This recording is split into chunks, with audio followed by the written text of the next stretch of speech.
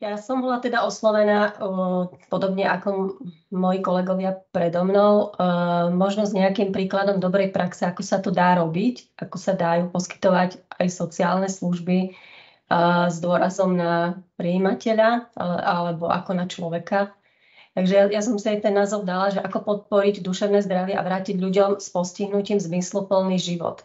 Skúsim vám predstaviť, ako funguje naša organizácia, čo sa nám podarilo, čo možno s čím sme mali nedostatky alebo s čím sme sa borili. A možno skúsim teda niektorých nainšpirovať, aby sa nebali do takéhoto niečoho ísť. Takže môžeme prejsť ďalej. Ja som z organizácie Integra a je to teda oblasť, ktorá sa venuje cieľovej skupine dospelým ľuďom s duševnými poruchami. A aj to nie úplne všetkým duševným poruchám, predovšetkým sa zameriavame na ľudí so schizofréniou. A to je aj napríklad jeden bod, pri ktorom by som sa aj hneď zastavila, že od začiatku svojho vzniku a budovania vôbec tej starostlivosti sme sa snažili zameriavať iba na konkrétnu skupinu ľudí s dôrazom na diferenciáciu postihnutí, ktorými trpia. Vôbec prečo občianske združenie naše bolo založené, tak sme pociťovali, alebo tí úplne prvotní nadšenci, ktorí to založili, pociťovali nejakú potrebu pozerať sa na psychiatrických pacientov nielen ako z tej zdravotnej stránky, ale je to niečo vyššie, je to predsa len má to širší zámer a teda pozerať sa na duševné zdravie. A to duševné zdravie teda nie je len o zdravotníctve, ale práve o tých viacerých rezortoch. Jedným z nich je aj rezort sociálnych vecí, ale znova by som sa pozastavila, nie sú to iba tieto dva, ale preklápa sa to do všelijakých ďalších oblastí. Takže začalo sa to tým, že chceli sme vybudovať niečo, čo pomôže ľuďom, ktorí psychicky ochoreli a kvôli duševnej chorobe prišli viac menej od celý svoj predchádzajúci život. Skončili v nemocnici alebo teda v psychiatrickej ambulancii s rôznymi predsudkami a odsudzovaním, či už v práci, v škole, a v rodinnom živote stratili zázemie, v podstate sa im narušilo plné to fungovanie. Čiže našim takým zmyslom bolo, aby sme preklenuli toto obdobie u týchto ľudí a pomohli sa im akoby vrátiť nazad do ich pôvodného života. Takže nie je to výslovne nejaká služba, ktorá by mala našej cieľovej skupine slúžiť doživotne alebo nejakým spôsobom ľudí inštitucionalizovať, ale naozaj vlastne sme stavali na tom, aby sme tých ľudí ako keby zaktivizovali a vrátili nazad v rámci možností, aké boli možné u jednotlivcov. Už od začiatku v podstate takým našim zmyslom alebo jednou z hodnôt, na ktorom pracujeme, je, aby sme komunikovali na báze tetralógu. Teda nielen nejaký dialog s prijímateľom a odborníkom, ale samozrejme vstupuje do toho príbuzný a najmä teda aj verejnosť. Vieme všetci, že vlastne tie psychické choroby sú dosť stigmatizované, čiže pociťujeme potrebu, aby sa o tom všeobecne hovorilo, alebo inak týchto ľudí naspäť teda do normálneho života spoločnosť nepríjme. Takže to sú také naše základné princípy. Môžeme prejsť ďalej. Prosím na ďalší obrázok. Chcela by som ešte možno povedať, že Michalovce sú pomerne malé mesto na východe Slovenska s počtom obyvateľov nejakých 40 000, alebo teda do 40 000. Takže vlastne o to ťažšie sa možno, že borili tie bariéry voči duševne chorým ľuďom. Ale aj napriek tomu teda bojujeme za túto oblasť už tohto roku, tomu bude 30 rokov. Čo nás tak naštartovalo, aby sme budovali niečo, čo vlastne veľmi na Slovensku v tom čase nebolo a dá sa povedať, že možno ani v súčasnosti veľmi nie je rozšírené, tak bol zahraničný projekt podporený teda zahraničím v roku 2004 a bol postavený na tom, aby sme vlastne ukázali, že je teda možné poskytnúť starostlivosť od človeka, ktorý má duševné ťažkosti komplexne. A to teda, jak zahrnúť zdravotnú, sociálnu oblasť, ale zároveň aj školstvo, vzdelávanie, prácu nielen teda v nejakých chránených podmienkach, ale práve na pracovnom trhu, zamerané na podporu ľudských práv, no a do toho patriace voľnočasové aktivity, aby starostlivosť bola koordinovaná, tak ako tiež bolo veľmi pekne povedané v predchádzajúcej prezentácii, zamerané na konkrétneho človeka, ktorý keď v tej chvíli, čo potrebuje, teda akékoľvek oblasti môžu vyvstať, že sú potrebné v tejto chvíli, takže nebola žiadna bariéra, do čoho by sme sa nepúšťali, s cieľom skoordinovať a podporiť človeka, ktorý prišiel k nám, že potrebuje nejakú pomoc a podporu. Dostupnosť, ktorú sme teda zabezpečili v rámci naozaj iba nášho regiónu, ale našim cieľom bolo, aby sme znížili inštitucionalizáciu. Dá sa povedať, že aj sa to deje vo veľkej miere. Služby, ktoré vlastne sme vybudovali, boli flexibilné, aj sú flexibilné. Snažíme sa nevytvárať závislosť klienta na týchto službách, teda menej hovoríme o tej pomoci ľuďom a viac o podpore. Teda kladieme väčší dôraz na samostatnosť našich prijímateľov. Patrí sem takisto kontakt s rodinou a zameriavame sa ešte aj na prevenciu v oblasti duševného zdravia. A to si trošku to vám poukážem v ďalších obrázkoch ďalej, takže môžete mi posunúť, prosím. My sme vlastne začínali už v roku 1997, kedy teda už platila iná legislatíva a postupne sme prešli do súčasných pojmov, teda s názvom, že poskytujeme rehabilitačné stredisko ako ambulantnú formu, ktorá je poskytovaná v pracovných dňoch, v pracovných hodinách od 7. do 16. A máme kapacitne v tejto sociálnej službe 20 miest. Činnosti, ktoré sú tu zamerané, sú zamerané na rozvoj a nácvik základných životných zručností prijímateľov, podpora ich samostatnosti a nezávislosti. Konkrétne teda sa tam poskytuje to, čo zákon ukladá. A možno by som vytiahla pár takých konkrétnejších aktivít. Pracujeme jednak aj v skupinových aktivitách, ale teda predovšetkým na takých tých individuálnych aktivitách a majú možnosť si klienti vybrať podľa toho, aké je zloženie v danej chvíli, buď to nejakú pracovnú terapiu, arteterapiu, ale aj biblioterapiu pohybovú, food terapiu, muzikoterapiu, kanisterapiu a rôzne edukačné aktivity. Zároveň my napríklad nemáme dodávanú stravu ani vlastne neposkytujeme stravovanie, ale práve príprava stravy je takisto jednou z aktivít, ktorej sa môžu prijímatelia venovať počas dňa. Takže zase máme činnosti zamerané na podporu sebaobslužných úkonov, ale všetko vlastne iba je o tej podpore a vytváraní podmienok a priestoru na to.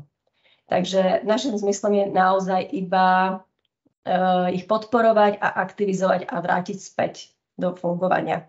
Takže toto je jedno z našich zariadení, ktoré my prevádzkujeme. Avšak myslím, že aj tu tak v poznámkach bolo, že možno to nie je možné, ani nie je vhodné poskytovať samostatne a preto prepájame aj s inými službami a s inými aktivitami. Takže ako ďalší slajd, vlastne máme prevádzke ďalšiu sociálnu službu ako zariadenie podporovaného bývania. Takisto sme začínali naraz aj s tým rehabilitačným strediskom a je rozdelené na dve prevádzky. Jedno je také 20-miestne zariadenie väčšieho typu a jedno prevádzkujeme v štvorizbovom byte v bytovom dome klasickom. Čo je tu teda, neviem, ja s tým často stretávam ako dosť špecifikum, ale my teda poskytujeme túto službu iba s 8-hodinovým dohľadom a prijímatelia teda disponujú kľúčami od celého zariadenia, fungujú samostatne s nejakou zodpovednosťou aj za svoje fungovanie, za svoje konanie. A takisto napríklad v nočných hodinách a víkendy trávia sami v tomto zariadení. Čiže nie je to až taká nejaká vysoká forma dohľadu. Znova aj v tomto zariadení podporovaného bývania sa snažíme podporiť prijímateľa tak, aby bol samostatný, aby sme čo najviac vlastne postavili to fungovanie na jeho silných stránkach a dokázali ho nejakým spôsobom buď naspäť vrátiť do rodinného prostredia, alebo mu pomáhame niekde sa adaptovať v nových ubytovacích priestoroch, alebo nájsť prácu, skôr tu by som chcela zdôrazniť, ale na voľnom trhu, aby ako keby boli ťahaní skôr k tej zdravej populácii ľudí.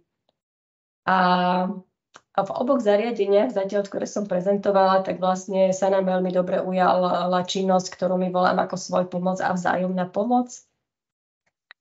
A je to o tom, že naši klienti, ja sa často mluvím, teda prijímatelia, si naozaj vedia navzájom vo veľa veciach vypomôcť, ak sa momentálne v tej chvíli necítia úplne komfortní. Môžeme ísť ďalej?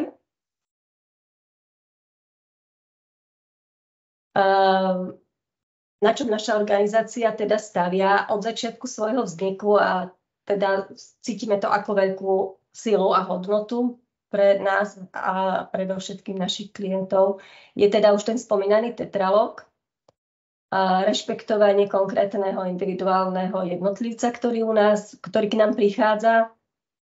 Fungujeme na partnerskom prístupe, ktorý je teda na výške očí s prijímateľom. Nefunguje u nás teda nejaká, ale žiadna hierarchia v rámci ani vedenia, ani personálu, ani klientov, ale ani prijímateľov. A prijímatelia sú v maximálnej miere vedení k zodpovednosti, rozhodovaniu a splnomocňovaniu. Na to, aby sme ich posúvali vpred, aj keď si niekedy uvedomujeme, že teda úplné uzdravenie asi tu veľmi nie je šanca, alebo je veľmi malá, tak snažíme sa ich aspoň viesť k zotaveniu a k zastabilizovaniu tejto choroby, ktorú majú. A ako ďalší významný nástroj sa nám ujalo dôverníctvo.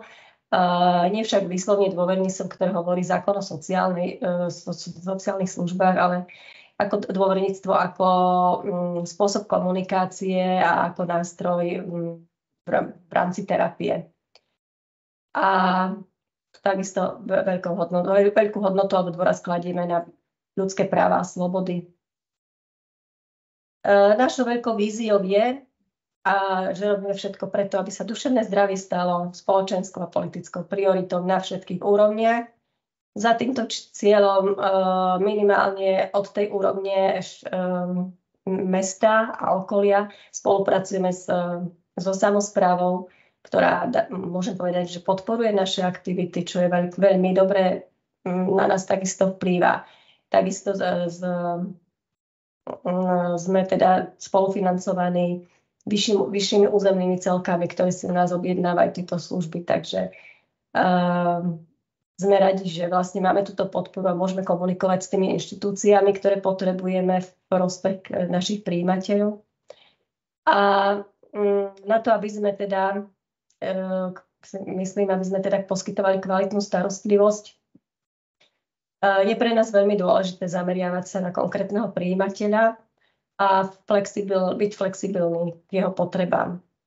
S tým, že každý človek, aj zdravý človek, nielen ktorý má nejaký handicap, je postihnutý, ale každý jeden človek potrebuje si ako keby zaplniť 3 oblasti života, a to byť sebestačný a mať nejaké bývanie, mať nejaký štrukturovaný deň a rozvoj sociálnych kontaktov a nejakú prácu. Ak teda nie je schopný zatiaľ mať prácu, tak aspoň tréning.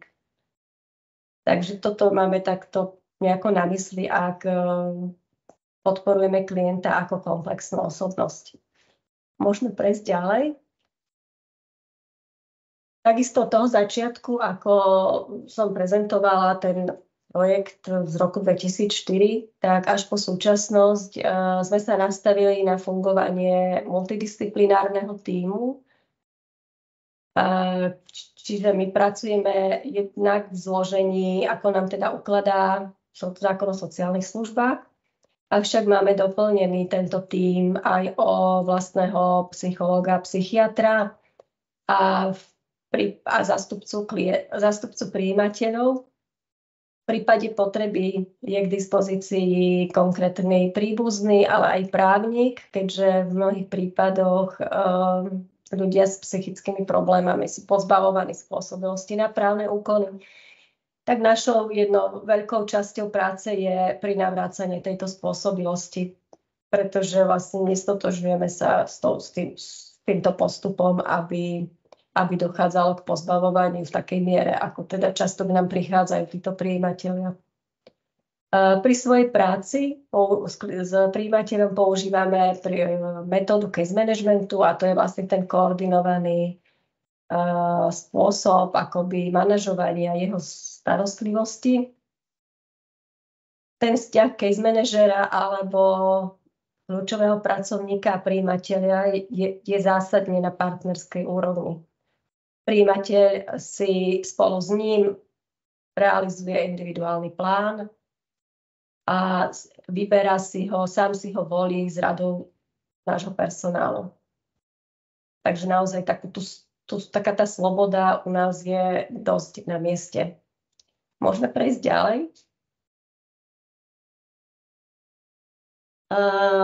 Keďže sa vlastne akoby od toho roku 2004 veľa vecí neudialo, čo sa týka riešenia komplexnosti ľudí s psychickými problémami a stále sa to akoby vťahuje do tej zdravotníckej časti. A jedným z výsledkov tohto nášho projektu bolo aj vypracovanie alebo podnet k vypracovaniu prvého národného programu duševného zdravia. A keďže sme videli, že sa teda nič v praxi nedeje, tak sme iniciovali v roku 2019 konferenciu na oživenie tohto národného programu a vtedy teda došlo trošku aj možno k otvoreniu a reformy psychiatrickej starostlivosti, takže veríme, že tento trend, ako my máme nastavený, aspoň tu v našom teda malom regióne, že je šanca dostať aj do iných regiónov Slovenska. Možno môžeme ísť ďalej. Tu som dala také príklady možno toho, že ľudia s psychickými ťažkosťami sú umiestňovaní všade alebo vo veľkom množstve služieb. Vybraté sú nejaké zdravotné, nejaké sociálne, lebo naozaj sa ako keby títo ľudia nachádzajú kdekoľvek, ale vlastne málo kedy sa im dostáva práve tá cielená pomoc, ktorú potrebujú. A predovšetkým som chcela zdôrazniť, že vnímam v tejto oblasti tak, že je tu podceňovanie navzájom sa v týchto dvoch rezortov.